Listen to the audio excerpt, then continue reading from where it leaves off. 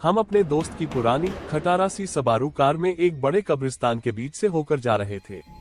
Car रोककर हम पहाड़ी से नीचे उतर गए और चलते चलते एक छोटे से तालाब के पास पहुंच गए। तालाब के दूसरी तरफ एक चट्टान पर कोई बैठा हुआ था। वह आकृति पूरी तरह से काले रंग की थी और उसकी विशेषताएं साफ नहीं दिख रही थी, सिवाय इसके कि वह एक आदमी जैसा दिखता था जिसने पुराने जमाने की टॉप हैट पहनी हुई थी। हम बेवकूफी में उसे देखकर हाथ हिलाते हुए चिल्लाए, हेलो, पर उसने कोई प्रतिक्रिया नहीं दिखाई और बस चुपचाप चट्टान पर बैठा रहा। फिर अचानक वो खड़ा हुआ और तालाब के पानी पर चलने लगा। वो हमसे सीधा आ रहा था, लेकिन तालाब के बीच में ही वो हवा में गुम हो गया। हम सबकी चीख निकल गई और तेजी से कार की तरफ भागे। कार तक पहुंचने के बाद जब हमने उसे स्टार्ट करने की कोशिश की तो वो चालू नहीं हो रही थी।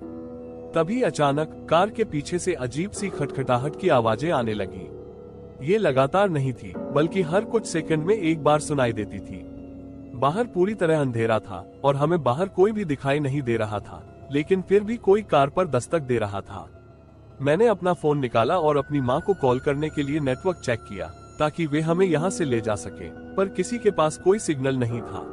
अगले 30 मिनट हमने कार को स्टार्ट करने की कोशिश में बिताए और इसके बाद खटखटाहट की आवाजें बंद हो गई, लेकिन हम सबके चारों ओर एक भारीपन सा महसूस हो रहा था, मानो कोई अदृश्य ताकत हमारे साथ थी। आखिरकार कार चालू हो गई और मेरे दोस्त ने पूरा एक्सीलरेटर दबा दिया। हम कब्रिस्तान के गेट से बाहर निकलते ही इतनी तेजी से निकले कि मानो हमारी जान की दुश्मन हो। गेट पार करते ही हमारे सभी फोन में तुरंत सिग्नल वापस आ गए।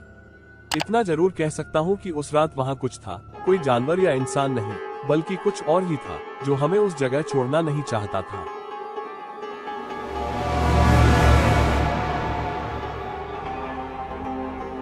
लीना कई वर्षों से अनिद्रा से जूझ रही थी और उसकी आंखों के नीचे के काले घेरे अब उसके लिए आम बात हो गए थे। लेकिन पिछले 1 महीने से वो हर रात ठीक 3:14 बजे उठती थी। उसके दिल की धड़कन तेज हो जाती और एक अजीब सा एहसास होता जैसे कमरे में कोई और भी मौजूद है। एक रात बेहद थकान के बाद उसने बिस्तर पर लेटते हुए सोचा कि शायद आज की रात वो पूरी नींद ले सकेगी। लेकिन ठीक 3:14 बजे उसकी आंखें अचानक खुल गई और उसे अपनी रीढ़ में एक ठंडी सनसनी महसूस हुई। उसने हिलने की कोशिश की, लेकिन उसका शरीर जैसे जड़ हो गया था।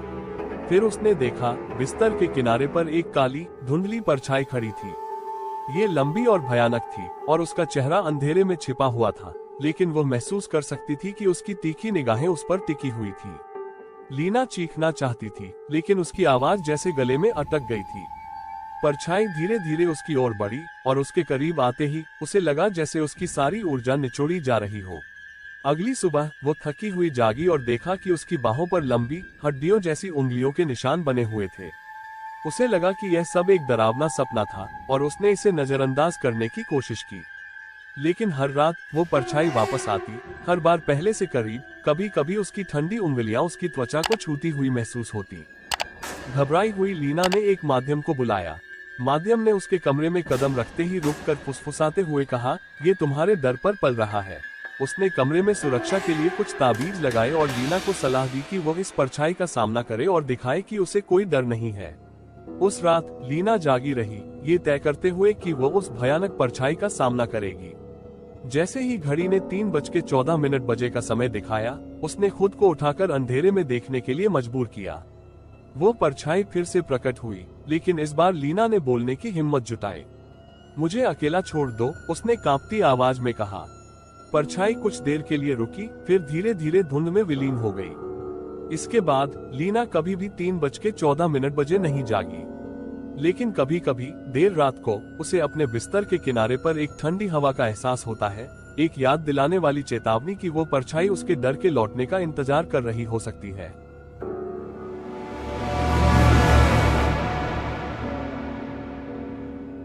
डैनियल एक कला प्रेमी था और जब वो एक पुरानी जायदाद की नीलामी में पहुंचा जहां पुराने पारिवारिक पोर्ट्रेट्स बिक रहे थे, तो वो खुद को वहां से कुछ खरीदने से रोक नहीं पाया।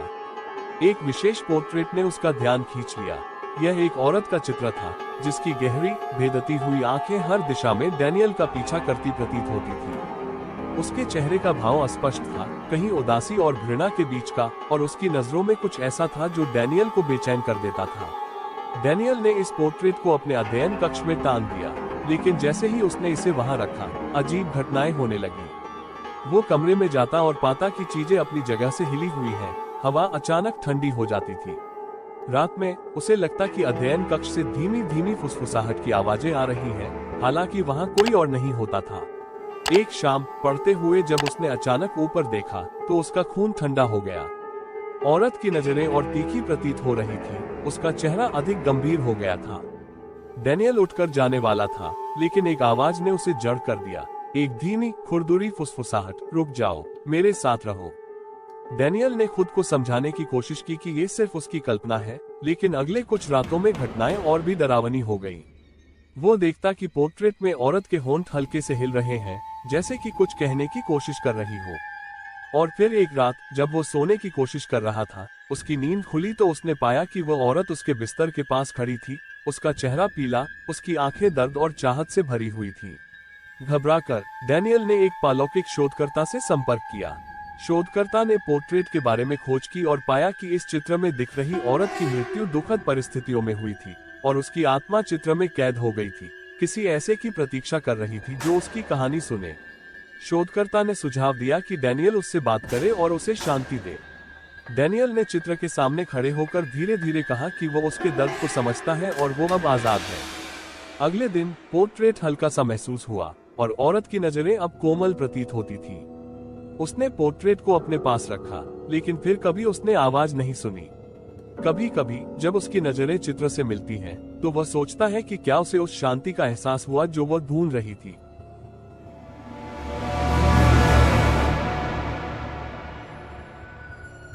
देर रात एरिक का फोन अचानक बज उठा।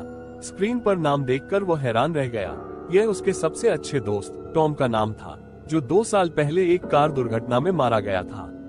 दिल तेजी से धड़कते हुए उसने फोन उठाया, आधा मानते हुए कि यह कोई शरारत होगी। लेकिन जैसे ही उसने टॉम की आवाज सुनी, उसके रोंगटे खड़े हो गए। एरिक, मैं हूँ, मुझे तुम्हारी मदद चाहिए। टॉम की आवाज धीमी, टूटी फूटी और किसी खराब कनेक्शन जैसी लग रही थी। एरिक हकलाते हुए पूछने लगा कि क्या ये सच में टॉम है, लेकिन टॉम की आवाज बस वही दोहराती रही, कृपया, मैं खो गया हूँ, मेरी मदद करो, मुझे रास्ता दिखाओ। और फिर लाइन कट गई। एरिक ने घबराते हुए नंबर पर दोबारा कॉल किया, लेकिन हर बार एक एरर मैसेज ही आया। अगले कुछ रातों तक ये कॉल उसी समय पर आती रही और हर बार टॉम की वही कमजोर आवाज जो मदद की गुहार लगाती थी। परेशान होकर एरिक ने एक ज्योतिषी से संपर्क किया, जिसने दावा किया कि टॉम की आत्मा 2 दुनियाओं के बीच फंसी हुई है और शांति नहीं पा सकी है। ज्योतिषी ने एरिक को दुर्घटना स्थल पर जाने और टॉम की आत्मा को विदाई देने का सुझाव दिया, ताकि वो जान सके कि उसे याद किया जाता है, लेकिन अब उसे आगे बढ़ने का समय आ गया है। एरिक ने वैसा ही किया। उसने दुर्घटना स्थल पर दोनों की एक तस्वीर रखी और टॉम से अलविदा कहने के शब्द बोले। उसके बाद से कॉल आनी बंद हो गई, लेकिन कभी कभी आधी रात को उसका फोन एक बार बज उठता है। स्क्रीन पर किसी का नाम नहीं दिखता। वो अब कॉल नहीं उठाता, लेकिन उसके मन में ये सवाल हमेशा रहता है कि क्या टॉम की आत्मा अभी भी उसके पास है, उसे दूर से देख रही है, उसकी दोस्ती की छाया बनकर।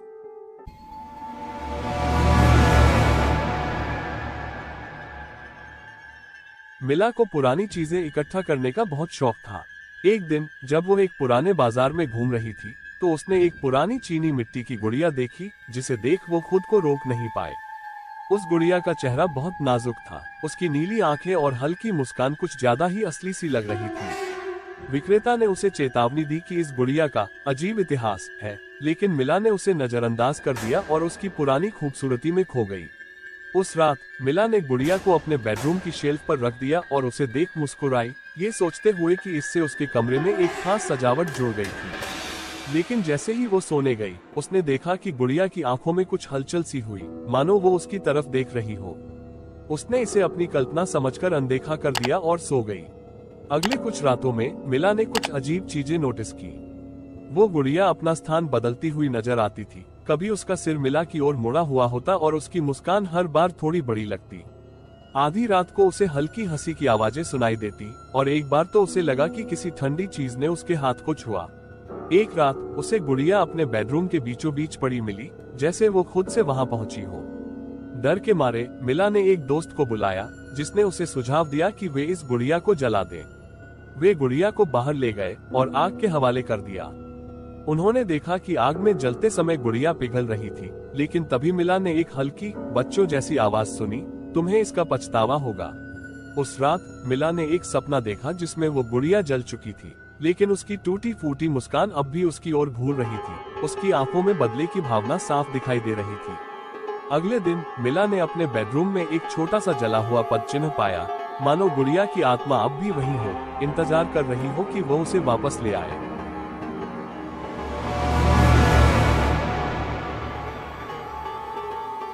एमा अभी अभी एक पुराने और सुंदर घर में रहने आई थी। इस घर में बड़ी बड़ी खिड़कियां थीं और बाहर का जंगल का नजारा भी बहुत खूबसूरत था। लेकिन घर में बसने के कुछ ही दिन बाद उसने कुछ अजीब चीजें महसूस करनी शुरू कर दी। हर रात ठीक 10 बजे वो देखती कि खिड़की में एक परछाई खड़ी है जो उदास निगाहों से जंगल की तरफ देख रही है। शुरू में एमा ने सोचा कि ये बस रोशनी का कोई खेल होगा, लेकिन जैसे जैसे रातें बीतती गई वो परछाई और भी स्पष्ट होती गई। वो एक लंबी बालों वाली लड़की थी जो सफेद कपड़े पहने हुए थी। उसका चेहरा पीला और उदासी से भरा हुआ था। एमा ने उससे पास जाने की कोशिश की, लेकिन जैसे ही वो करीब जाती वो परछाई गायब हो जाती और अगली रात फिर से खिड़की में दिखाई देती। सच्चाई जानने की ठान कर एमा ने उस घर का इतिहास खंगालना शुरू किया। उसे पता चला कि एक बार वहां एक लड़की रहती थी जिसका नाम लीला था। एक रात वो जंगल में घूमने के लिए गई थी और उसके बाद उसे कभी किसी ने नहीं देखा।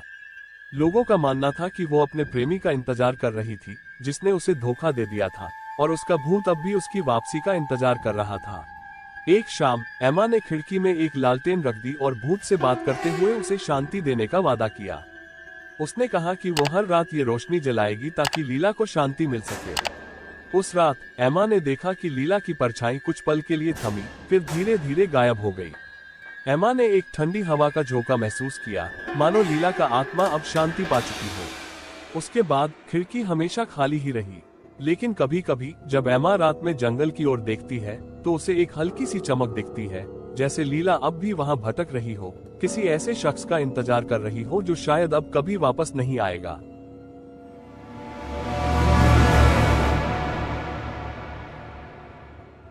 जब जेम्स अपने नए अपार्टमेंट में रहने आया तो उसने अपने बेडरूम में एक अजीब सा दरवाजा देखा। वो दरवाजा छोटा था और दीवार में इस तरह से मिला हुआ था मानो किसी ने उसे छिपाने की कोशिश की हो। उसने दरवाजा खोलने की बहुत कोशिश की, पर ना तो उस पर कोई कुंडी थी और ना ही कोई ताला। एक रात ठीक आधी रात को उसने हल्की सी क्लिक की आवाज सुनी। दरवाजा धीरे धीरे चरमराते हुए खुल गया और उसके पीछे एक संकरी अंधेरी सीढ़ी दिखाई दी जो इमारत की गहराइयों में उतर रही थी। जेम्स ने हिचकते हुए उस सीढ़ी पर कदम रखा, क्योंकि उसे दूर से हल्की हल्की फुसफुसाहटें सुनाई दे रही थी। जैसे जैसे वो नीचे उतरता गया, ठंडी और सीली हवा उसे महसूस होने लगी, जिससे उसकी रीढ़ में सिहरन सी दौड़ गई। सीढ़ियों के अंत में उसे एक पत्थरों से घिरा हुआ कमरा मिला, जिसकी दीवारों पर अजीबोगरीब चिन्ह बने हुए थे। कमरे के बीचों बीच एक छोटा सा लकड़ी का पुराना संदूक रखा था। जैसे ही उसने उसे छूने की कोशिश की, उसके पीछे किसी के कदमों की आवाज आई। मुड़कर देखने पर उसने देखा कि कुछ छायाएं उसकी ओर बढ़ रही हैं। उनके चेहरे अंधेरे में ढके हुए थे। जेम्स घबराकर सीढ़ियों की ओर दौड़ा और जैसे तैसे ऊपर पहुंचकर उसने दरवाजा जोर से बंद कर दिया। अगले दिन सुबह वो दरवाजा फिर से बंद हो गया था, मानो वो कभी खुला ही ना हो।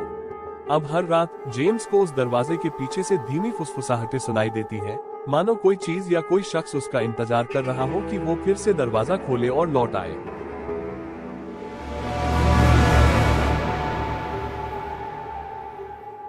जेकब और उसके दोस्तों ने एक दूरदराज के जंगल में कैंपिंग करने का फैसला किया। उस जंगल के बारे में कई अजीब कहानियां और लोक कथाएं प्रचलित थीं। उनमें से एक कहानी यह थी कि अगर कोई इंसान जंगल में ज्यादा अंदर तक जाता है तो उसे फुसफुसाहटें सुनाई देने लगती हैं, जो उसे रास्ता भुलाकर कभी न लौटने वाले स्थानों की ओर खींच लेती हैं। आधी रात के करीब जेकब ने अपने टेंट के बाहर धीमे धीमे फुसफुसाते हुए कुछ आवाजें सुनी। पहले तो उसे लगा कि शायद उसके दोस्त मजाक कर रहे हैं, लेकिन धीरे धीरे उसे एहसास हुआ कि ये आवाजें कुछ ज्यादा ही जानी पहचानी हैं, जैसे ये आवाजें उसके परिवार और दोस्तों की हो, उसे गहरे जंगल में बुला रही हो।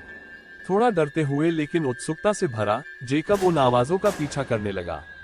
उसे लगा कि वो पूरी तरह से नियंत्रण में है, पर जैसे जैसे वो जंगल के भीतर बढ़ता गया, अंधेरा गहराता गया और ठंडक बढ़ती चली गई। धीरे धीरे फुसफुसाहटें तेज और डरावनी हो गईं, हर ओर गूंजती हुई, जिससे जेकब को गहरा भय महसूस होने लगा। अचानक उसे एहसास हुआ कि वो अपना रास्ता भूल चुका है। भटकते हुए उसने पेड़ों के बीच काली परछाइयों को देखा जो उसे घूरती प्रतीत हो रही थी। घबराहट में वो पूरी ताकत से भागने लगा, उम्मीद करते हुए कि वो किसी तरह से बाहर का रास्ता ढूंढ सके। आखिरकार वो जंगल के किनारे तक पहुंच गया, थका और भयभीत। बाहर आकर उसने अपने दोस्तों को सब बताया, लेकिन उनके मुताबिक उन्होंने रात भर कुछ भी अजीब नहीं सुना था। जेकब ने उस जंगल में फिर कभी कदम नहीं रखा, लेकिन हर बार जब हवाओं में हल्की सी फुसफुसाहट सुनाई देती है तो उसे महसूस होता है जैसे वो आवाज फिर से उसे बुला रही है, और उसे डर है कि अगर उसने कभी उन आवाजों पर ध्यान दिया तो शायद वो दोबारा लौट नहीं पाएगा। यदि आप इस तरह की और कहानियां सुनना पसंद करते हैं तो कृपया हमारे चैनल को सब्सक्राइब करें। हमारे साथ रहना।